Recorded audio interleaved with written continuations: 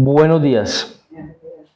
Hoy seguimos con el segundo sermón de la serie de 2 sermones que iniciamos el domingo pasado. La serie de 2 sermones que se llama El Rey, su Espíritu y la Verdad del Corazón. El Rey, su Espíritu y la Verdad del Corazón es la serie de 2 sermones de Mateo capítulo 12, del verso 22 hasta el 37. El sermón pasado lo llamamos El Reino que expulsa las tinieblas. Y el sermón de hoy lo hemos llamado la blasfemia contra el Espíritu Santo y el juicio de las palabras. La blasfemia contra el Espíritu Santo y el juicio de las palabras. Entonces vamos a leer o vamos a continuar en el verso 31 del capítulo 12. Verso 31 dice: Por tanto os digo, todo pecado y blasfemia será perdonado a los hombres, mas la blasfemia contra el Espíritu no les será perdonada. A cualquiera que diga alguna palabra contra el Hijo del Hombre le será perdonado, pero al que la diga contra el Espíritu Santo no le será perdonado ni en esta época ni en la venidera. O haced bueno el árbol y bueno su fruto, o haced enfermizo el árbol y su fruto echado a perder, porque por el fruto se conoce el árbol. Engendros de víboras, ¿cómo podéis hablar lo bueno siendo malos? Porque de lo que rebosa el corazón habla la boca. El hombre bueno saca las cosas buenas del buen tesoro de su corazón, y el hombre malo saca cosas malas del mal tesoro. Y yo os digo que de toda palabra ociosa que hablen los hombres darán cuenta en el día del juicio, porque por tus palabras serás justificado y por tus palabras serás condenado. Casi que nosotros podríamos decir, y mucha gente también, que no le gusta leer la Biblia a muchas personas porque hay frases en la Biblia que les da miedo. Por eso hay gente que dice que no lee el Apocalipsis, porque les da miedo leer el Apocalipsis. Incluso hay cristianos que casi no leen el Apocalipsis, o no les gusta llegar a esa parte de la Biblia porque les da como cierto temor. Y una de las pocas frases que tal vez pueden llenar de miedo a algunas personas es esta que leímos ahora: la blasfemia contra el Espíritu no va a ser perdonada ni en este siglo ni en el venidero. Por eso, a lo largo de toda la historia de la cristiandad, muchos creyentes, buenos creyentes, han vivido con una angustia en el corazón, una angustia ahí como silenciosa, y es esa. Se preguntan, ¿será que yo ya lo hice? ¿Será que yo ya blasfemé en contra del Espíritu Santo y no me he dado cuenta? ¿Será que yo ya dije algo en contra de Dios y ya no hay vuelta atrás? Ya lo dije, y como ya lo dije, ya estoy condenado. ¿Será que yo ya dije algo en contra de Dios que ya me condenó? Y aparte de eso, pues hay falsos maestros, sectas y predicadores manipuladores que han usado este texto para controlar conciencias, infundir miedo y someter a las personas. Con este texto de no blasfemar en contra del Espíritu Santo, muchos falsos maestros lo han utilizado para manipular a la gente, para controlarlos, para infundirles miedo, terror. Y de esa forma han logrado someter a muchas personas. Pero cuando nosotros miramos este pasaje en su contexto, pues descubrimos algo totalmente diferente. Este texto fue escrito y fue dado por Dios no para atormentar corazones sensibles, sino para advertirle a los corazones endurecidos. Aquí Jesús no le está hablando a gente que es débil espiritualmente. Aquí Jesús está confrontando a unos hombres, porque él está hablando con los fariseos. Esos fariseos que acababan de ver un milagro y que estaban diciendo: no, esto es porque Satanás echa fuera a Satanás. Él le está echando los demonios porque él trabaja con Satanás. Ellos empezaron a reaccionar mal cuando la gente empezó a preguntar: ¿será este aquel hijo de David? Entonces aquí Jesús está confrontando a esos hombres que, viendo tal vez una de la luz más clara de Dios, decidieron llamarla oscuridad. Es como si una persona que ve el sol a mediodía decida convencerse a sí mismo que está de noche. Está viendo la luz plena del mediodía y decide convencerse que no, que es de noche. Está pasando lo mismo. Así que aquí no estamos hablando de que haya falta de luz, sino que había un odio a la luz. Eso es lo que está ocurriendo en este pasaje que leímos. El primer punto es la gravedad de atribuir la obra de Dios a Satanás. En el verso 31, Jesús está diciendo: por tanto os digo, todo pecado y blasfemia será perdonado a los hombres, mas la blasfemia contra el Espíritu no les será perdonada. No les será perdonada. Entonces Jesús aquí está haciendo de forma muy solemne una advertencia a esos líderes religiosos que lo estaban rechazando, pero la advertencia era para que no lo rechazaran, porque ese rechazo a Jesús, especialmente considerando lo que ellos estaban viendo de Jesús, especialmente que ellos habían visto las obras de Jesús, los milagros de Jesús, acababan de ver un milagro grande. Lo que ellos estaban haciendo y lo que Jesús estaba demostrando es que ellos estaban rechazando completamente el ministerio del Espíritu Santo. El ministerio del Espíritu Santo trabaja para testificar de Jesús. El Espíritu Santo da testimonio de Jesús, por eso se advirtió y está haciéndolo aquí Jesús acerca de cometer el pecado imperdonable. El ministerio, como estábamos diciendo, principal del Espíritu Santo es testificar acerca de Jesús. Por eso Jesús dice que enviará un consolador, ¿cierto? Que Él dará testimonio de Él. Cuando ese testimonio de Jesús es rechazado, una persona o aquel que está rechazando el testimonio está blasfemando en contra del Espíritu Santo. Está, palabras más, palabras menos, está llamando mentiroso al Espíritu Santo respecto del testimonio que da de Jesús.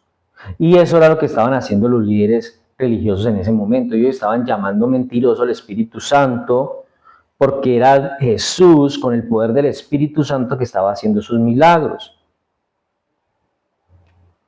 Entonces tal vez rechazar a Cristo porque la gente, muchos piensan que Cristo fue un hombre normal, sin ningún poder maravilloso, sino que era una buena persona, con poca información de Jesús, y rechazarlo por ese tipo de ideas es malo, pero rechazar el testimonio del Espíritu Santo es fatal. Por eso Jesús conecta esta declaración con lo que acababa de pasar.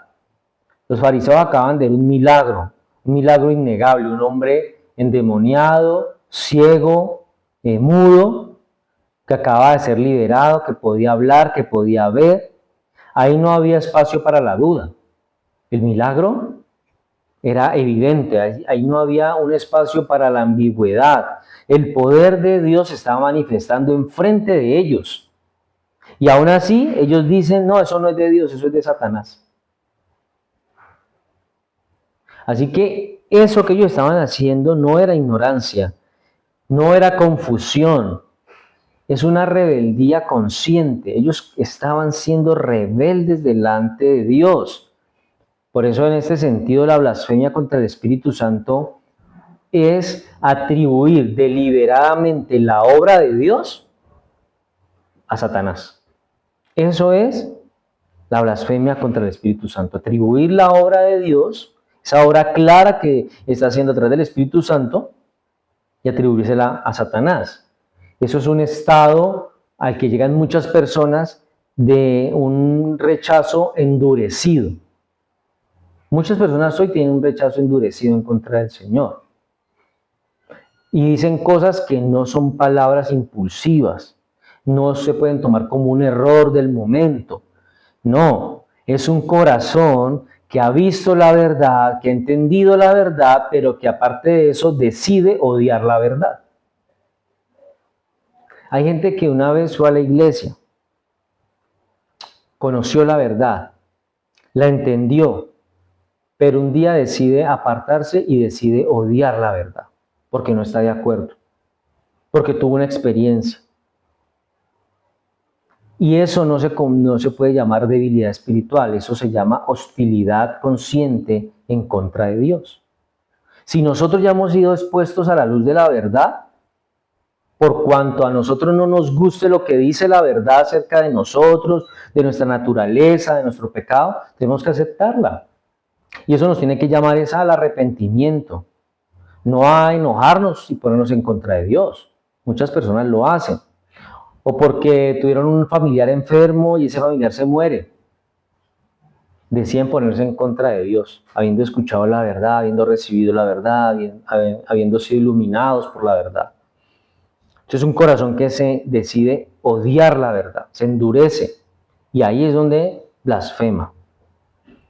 2. La diferencia entre hablar contra el Hijo y blasfemar contra el Espíritu. Verso 32. Dice, a cualquiera que dijere alguna palabra contra el Hijo del Hombre le será perdonado, pero al que hable contra el Espíritu Santo no le será perdonado ni en este siglo ni en el venidero. Entonces, a cualquiera que hable contra el Hijo del Hombre le será perdonado. Así que las consecuencias eternas del pecado nos obligan a considerar seriamente el hablar mal en contra del Espíritu Santo.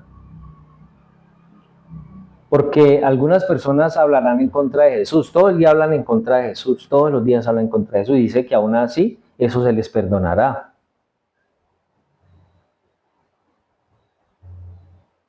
Pero ¿cómo podemos saber si hemos blasfemado en contra del Espíritu Santo?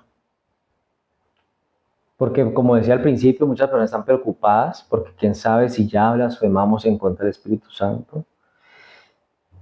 Y tal vez ya estamos condenados porque ese pecado no se perdona. ¿Cómo saber si ya lo hice? El hecho de que usted desee y que eso le preocupe y que usted durante el tiempo usted desea conocer más a Jesús, eso muestra que usted no ha sido culpable de blasfemar contra el Espíritu Santo. Ahora, si el rechazo es continuo a Cristo, ese rechazo continuo a Cristo endurece cada vez más el corazón contra Él. Y eso pone a la persona en el camino perfecto para al final tener un rechazo tan grande y total de Cristo que termina blasfemando contra el Espíritu Santo. Y eso no nos sorprende porque durante el ministerio de Jesús muchos hablaron en contra de Jesús, muchos dudaron de Jesús, muchos rechazaron a Jesús, incluso muchos negaron a Jesús, y entre ellos está Pedro. Pedro es un ejemplo de negar a Cristo. Pedro negó a Jesús. Pero ¿será que Pedro está ardiendo en las llamas del infierno porque negó a Cristo? No, porque él lo hizo, pero fue perdonado, él fue restaurado, porque él se arrepintió. Es decir, él lo negó en el momento, pero no porque creyera en su corazón que Cristo era un falso, o que su poder era falso, que todas sus palabras eran falsas. No, él lo hizo por miedo a lo que le podía pasar a él en ese momentico. Pero en su corazón él sentía y él sabía que estaba haciendo mal. Por eso el dolor al final. Tal vez él pecó de ignorante, de debilidad, por el miedo. ¿Cuántas personas son creyentes y niegan su identidad cristiana por miedo a que los amigos lo rechacen?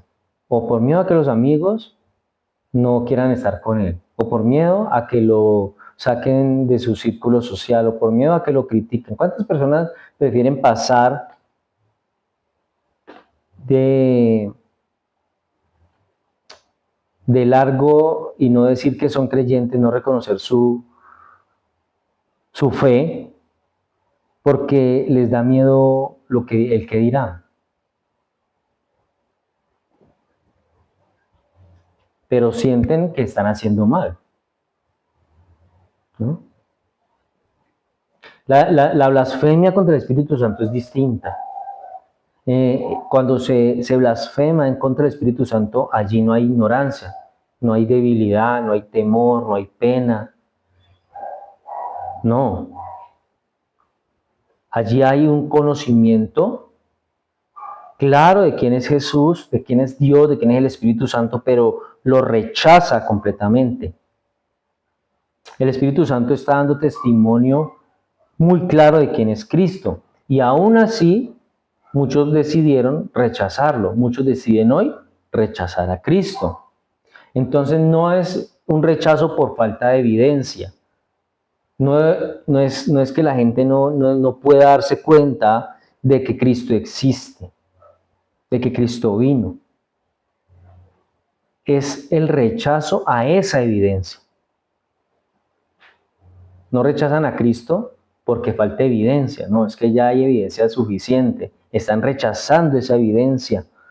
Esas personas están resistiéndose a la revelación final de Dios. ¿Cuántas personas hoy prefieren darle gracias al universo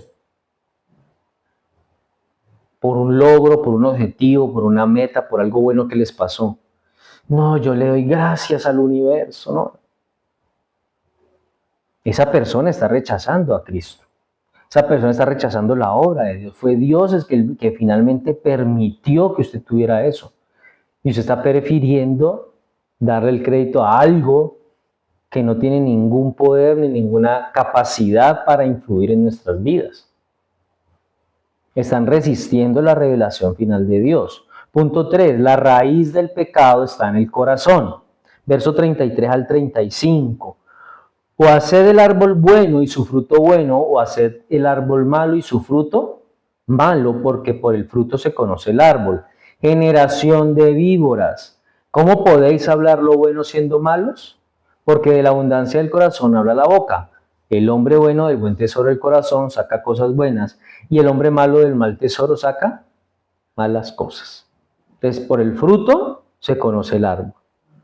El fruto malo de sus palabras, estamos hablando de los fariseos, estaba mostrando la raíz mala que crecía dentro de su corazón. Cuando ellos condenaban a Jesús, cuando ellos hablaban mal de Jesús, cuando ellos decían, es que él está echando los demonios porque él trabaja con Belcebú, él trabaja con el diablo.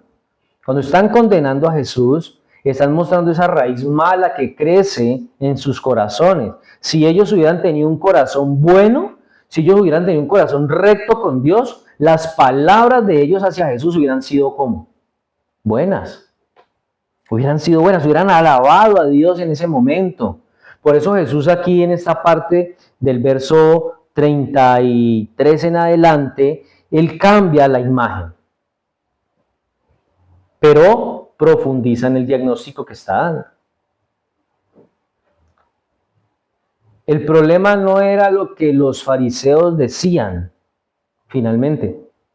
El problema es lo que ellos eran. ¿Sí? Él les dice generación de víboras. ¿Se acuerda que ya Juan el Bautista también les había dicho algo así?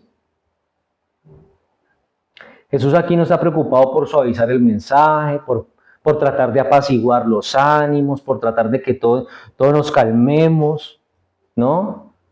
De llamar al amor para hablar en amor. Aquí Jesús no está preocupado por eso. ¿Ustedes creen que cuando Él les dice generación de víboras no los estaba ofendiendo? Los estaba ofendiendo, estaba siendo agresivo. Aquí lo que Jesús está haciendo es exponer una realidad espiritual con esas palabras. Jesús esencialmente estaba llamando a estos religiosos hijos de Satanás. Cuando Él les dice generación de víboras, Él les está diciendo, ustedes son hijos del diablo. Hoy decirle a una persona que es hijo del diablo también se ofende. Porque ahora todo el mundo cree que somos hijos de Dios.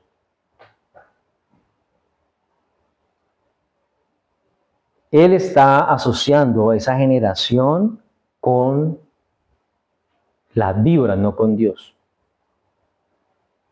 ¿Qué quiere decir eso? Que Él se refiere a esa naturaleza malvada que tenían ellos.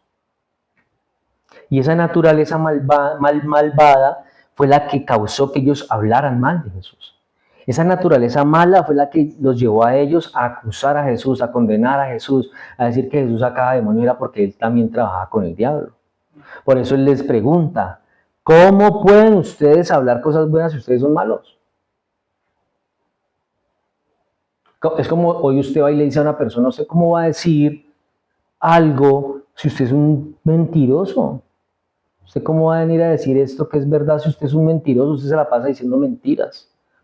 Él le está diciendo, ay, ¿ustedes cómo pueden decir cosas buenas si ustedes son malos? De ustedes no puede salir algo bueno, porque ustedes son malos. Por eso él les dice que de la abundancia del corazón habla la boca.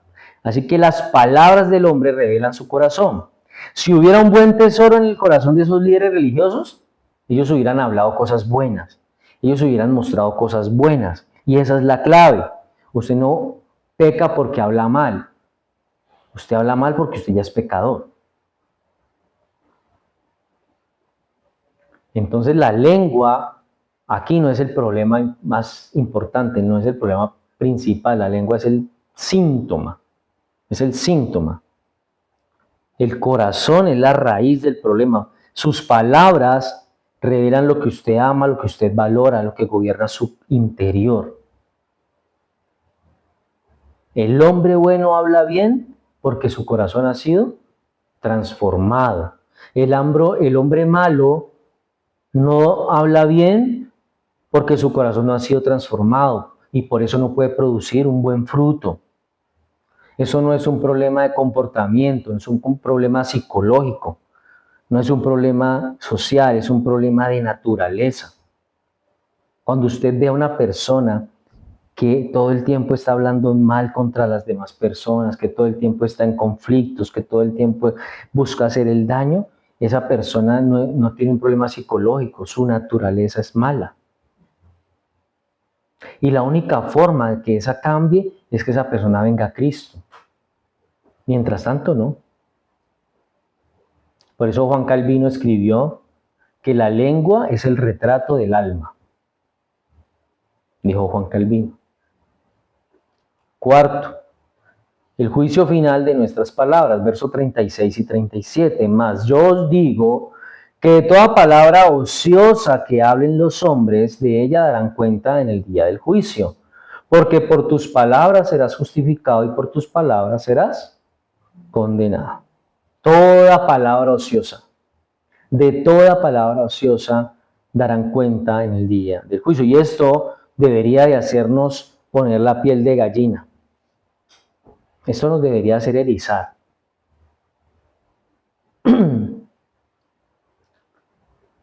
A veces hay personas que se burlan de las mujeres, de las esposas, porque ellas se acuerdan de todo, ¿no? Si usted en 1980, tal día, tal hora, ese día estaba lloviendo, yo me acuerdo, y estábamos en la casa de mi mamá y usted allá dijo, y se acuerdan, ¿no?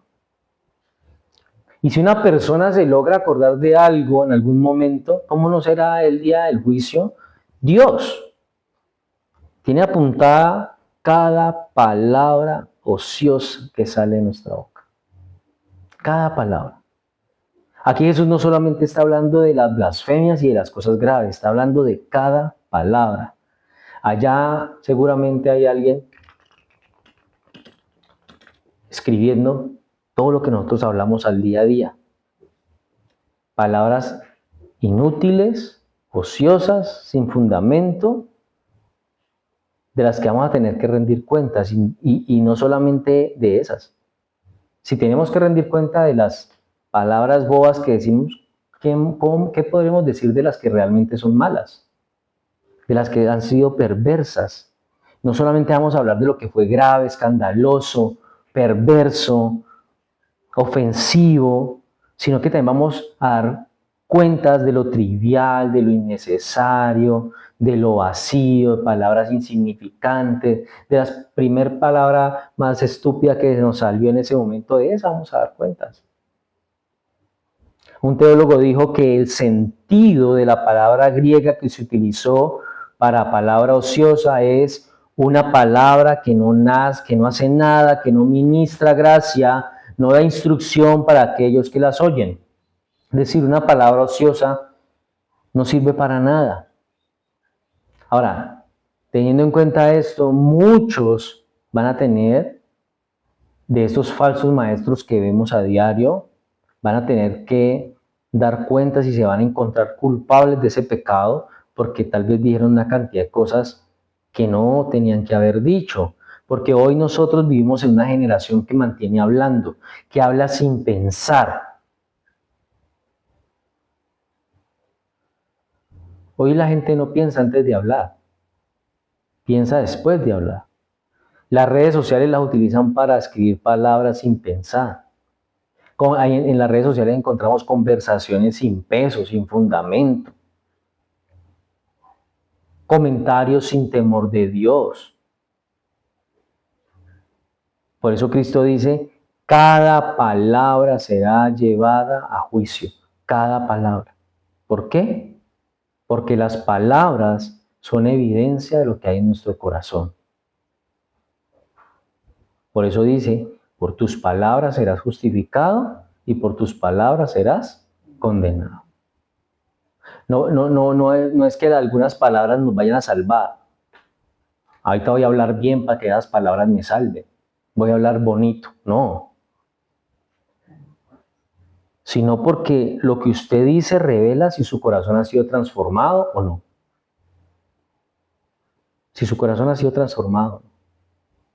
Por eso Jesús, con esa afirmación, él respondió a una objeción que tal vez muchos podrían plantearse, incluso hoy. Porque hoy la gente dice, no, es que yo no voy a la iglesia porque es que allá son muy fanáticos, son muy exagerados, todo les parece malo, todo les parece pecado. Esto de las palabras, muchas personas pueden decir, no, es que Jesús le estaba dando demasiada importancia a palabras simples.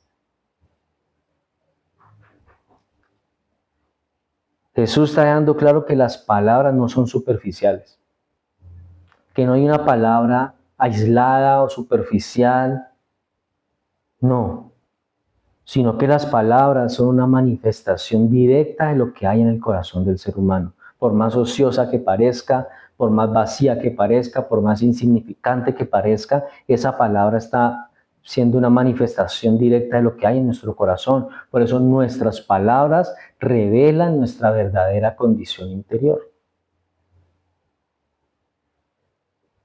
Y en consecuencia, son un fundamento justo por el cual una persona va a ser evaluada y juzgada ese día, el día del juicio. No solamente nuestros actos, sino también nuestras palabras. Por eso hay muchos errores comunes hoy en día respecto a esto. Les voy a hablar de 3. Y un error que cometen en muchas iglesias es que un creyente puede cometer ese pecado de blasfemar en contra del Espíritu Santo de forma accidental. Eso es falso. Un verdadero creyente está siendo guardado todo el tiempo por el Espíritu Santo. Un creyente que ha nacido de nuevo, todo el tiempo está guardado por el Espíritu Santo. Si una persona dijo algo siendo un creyente verdadero y se preocupó por lo que dijo, eso es una evidencia de que no lo ha hecho. ¿Me hago entender? ¿Por qué? Una persona que tenga el corazón endurecido no va a sentir ese dolor de que tal vez dijo algo que no debió decir. Un corazón endurecido no siente esa convicción de pecado. En cambio, una persona que dice, ay, yo como que, Dios mío, perdón, porque esto que acabo de decir no lo debía haber dicho, esa persona no está blasfemando contra el Espíritu Santo, está sintiendo dolor, arrepentimiento. Pero el que le da igual, ese sí. Otro error, que tal vez alguien dijo algo irreverente que parezca blasfemia en contra de Dios, del Espíritu Santo. Bueno, eso es falso también. Porque muchas veces uno escucha a la gente diciendo chistes. Eso es una forma irreverente, chistes acerca de Dios, ¿no? Y que por eso ya blasfemó y ya se va para el infierno. No. En el contexto del pasaje, hubo una oposición constante, persistente, consciente y maliciosa en contra del Señor Jesús. Así que una persona en un momento de debilidad, de ignorancia, dijo algo. Esa persona no está mostrando una oposición persistente, consciente y maliciosa todo el tiempo en contra del Señor, del Espíritu Santo. Dijo algo, un momento, le vino un chiste a la cabeza, acordó y lo dijo. Eso no quiere decir que por eso está blasfemando en contra del Espíritu Santo. Y otro error es, en muchos lugares dicen que criticar al pastor o a un líder es blasfemar en contra del Espíritu. Eso no solamente es falso, eso es peligroso. En muchas iglesias yo he escuchado que le dicen a la gente, usted nunca se meta con el ungido. El ungido es el pastor, ¿no? Y si ya no es pastor, sino que es apóstol o profeta, peor. Si usted se mete con el ungido de Dios, usted está blasfemando en contra del Espíritu Santo porque Él habla por el Espíritu Santo. Y están haciendo lo que decíamos al principio, manipular personas, controlar conciencias, ¿cierto? Hacer que la gente tenga temor y miedo de hablar y entonces esas personas son intocables.